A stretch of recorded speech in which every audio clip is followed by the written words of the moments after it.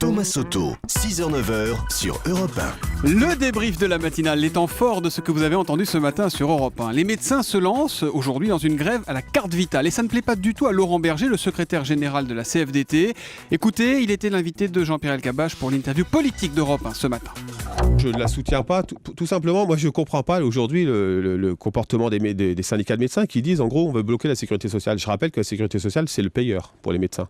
Et donc, je ne comprends pas. Je veux dire que c'est, à un moment donné, il faut travailler ensemble. Et donc, ce n'est pas les uns contre les autres. Et donc, je trouve qu'aujourd'hui, la volonté de bloquer la sécurité sociale est une très mauvaise action de la part des médecins. Que c'est une manière de punir les patients aussi. D'une certaine manière. Beaucoup de réactions sur europe1.fr et sur Twitter avec le hashtag un matin. Les médecins ont raison. Marre que les patients croient que les soins sont gratuits, écrit SecOv. Pharmacien, je fais le tiers payant depuis 30 ans et je n'ai jamais eu de secrétaire pour le faire. Arrêtons de vouloir nous faire pleurer, répond Richard sur europe1.fr. Alors que le film SK1 qui retrace la traque du tueur en série Guy Georges sort après-demain en salle, Frédérique Ponce, l'avocate qui a défendu Guy Georges, était mon invité pour l'interview Vérité. À 7h45, elle nous a raconté comment elle avait vécu ce procès. On est le témoin de ce gâchis humain terrible, à la fois du côté des victimes, mais aussi du côté de Guy Georges, qui est cet enfant abandonné.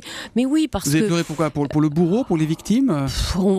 Parce que c'est la tension, c'est l'épuisement, c'est la fatigue. Et puis, je crois, moi, ce qui m'a bouleversée, oui, je crois que c'est ce sentiment de gâchis humain qu'on aurait peut-être pu éviter, parce que je crois qu'on ne naît pas psychopathe, on le devient. Terminer le DIF, autrement dit le droit individuel à la formation, place au CPF, le compte personnel de formation. Qu'est-ce que ça va vraiment changer ? Écoutez les explications d'Emmanuelle Vargon. Elle est déléguée générale à l'emploi et à la formation professionnelle et elle était à 6h45 dans Europe 1 vous répond. Les formations qui pourront être financées par le compte personnel de formation sont des formations qui répondent aux besoins de l'économie. En gros, en fait, elles ont comme première caractéristique de mener à un titre professionnel ou à un diplôme, et comme deuxième caractéristique d'avoir été décidées par les partenaires sociaux au niveau national et puis dans les branches professionnelles.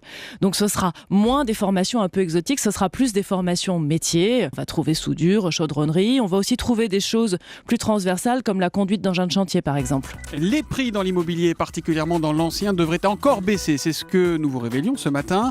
L'immobilier, c'est un sujet qui vous fait toujours énormément réagir et on a notamment un appel de Jonathan au 3921. Bonjour Jonathan. Bonjour Thomas. Alors vous nous appelez de Guiclan dans le Finistère. Quelle est votre question mon cher Jonathan ? Alors ma question, j'ai remarqué que les taux étaient assez bas, mais donc je souhaiterais savoir si c'est possible d'avoir un crédit immobilier si on n'est pas en CDI en fait, si on n'a pas de contrat en CDI. Voilà une question concrète que je pose immédiatement au chef du service économique d'Europe 1, Emmanuel Dutheil. C'est effectivement une fois de plus une très très bonne question. Alors sur le papier, oui, on peut avoir un emprunt immobilier quand on est en CDD ou en intérim, mais c'est extrêmement compliqué et quand on arrive à l'avoir, c'est plus coûteux parce qu'on est un client qui est moins intéressant, qui est plus risqué pour une banque. Les banquiers n'aiment pas ça. Les banquiers n'aiment pas ça, c'est très compliqué au final d'avoir un emprunt immobilier quand on est en CDD ou en intérim. Après, il faut voir depuis combien de temps on l'est. Les gens qui sont depuis 1 ou 2 ans au moins en intérim ont plus de facilité à avoir un emprunt que ceux qui seraient en CDD depuis quelques mois seulement.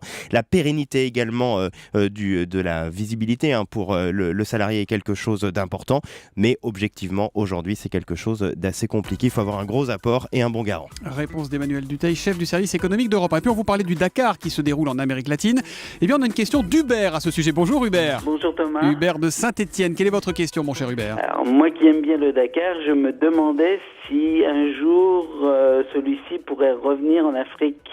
Eh oui, c'est une bonne question que je pose à Jérôme Lagrange, parce que ça nous intrigue tous les jours. Ça. Alors Hubert, merci de votre rappel, de votre question. Donc le Dakar qui se déroule en Amérique du Sud. Une chose est certaine, il ne reviendra pas en Afrique dans l'immédiat. Le rallye a changé de continent à partir de l'édition 2009, après que l'édition 2008 a été annulée en raison des risques d'attentats terroristes dans certains pays africains.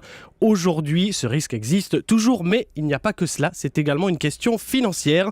Quand tout se passait en Afrique, aucun pays traversé ne déboursait le moindre sou. Aujourd'hui, l'Argentine ou le Chili, certains nouveaux pays hôtes, contribuent à l'organisation à hauteur de plusieurs millions de dollars, plus précisément 8 pour l'Argentine, 4 pour le Chili. Très franchement, la tendance est plutôt de continuer à explorer l'Amérique du Sud, Colombie, Paraguay, plutôt que de penser à un retour en Afrique. Sans parler des problèmes de sécurité évidemment. Si vous voulez réagir à la matinale tous les matins, europe1.fr, Twitter avec le hashtag 1matin ou le 3921.